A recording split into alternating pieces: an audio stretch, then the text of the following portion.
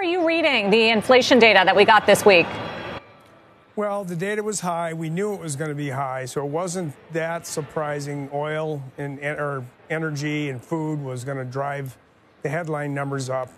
We got a little bit of a break on core inflation numbers, came in a little lower than we thought, which is good news. Hopefully we can see that continue going forward. But inflation is it's very high, and we know that this is causing a lot of pain for American households, and we're just going to continue on with our plans with rate hikes and reducing accommodation to try to get this back under control.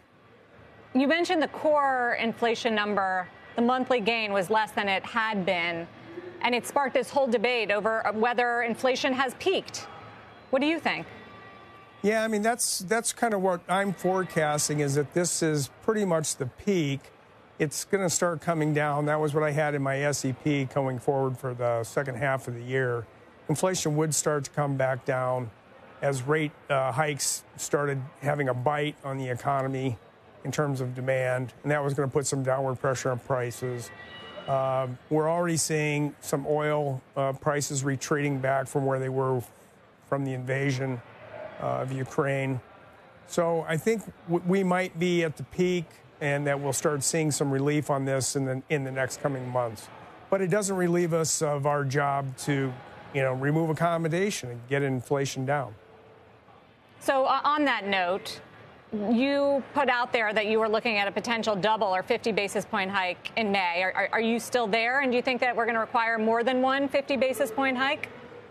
Well, I think the data has come in exactly to support that type of policy action if the committee chooses to do so.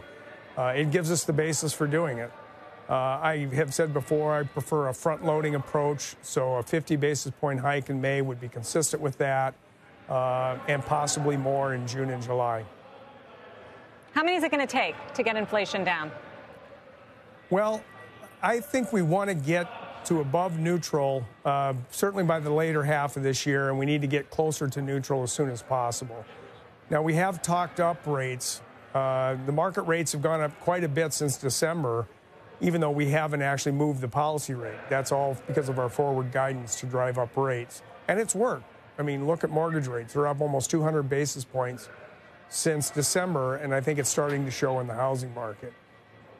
So anyway, the rates are already up, but we probably still need to do some more.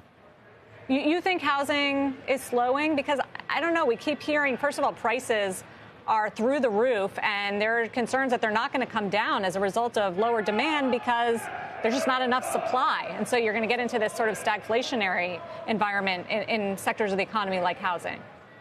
Well, unless people are buying only in cash, at some point those higher mortgage rates are going to have a bite on people's ability to finance a house and how much they can pay. I think we'll start seeing that in the next coming months. I think you'll see some downward pressure on housing prices or moderation in housing price increases. The quantities of houses will still sell, but the prices may not be going up anywhere near what they were the last 2 years. What about other parts of the economy where we are experiencing severe inflation and price hikes? What can the Fed do about the fact that Ukraine isn't going to plant as much this season, and Russia is basically shut out of the global economy on its important grain and fertilizer and oil exports, at least to the U.S.? How do you cope with those pressures?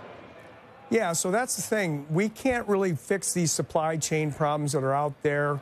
All we can do is kind of try to push down demand for these products and take some pressure off the prices that people have to pay for these products. But we can't produce more wheat, we can't produce more semiconductors, but we can affect the demand for those products in a way that puts downward pressure and takes some pressure off of inflation.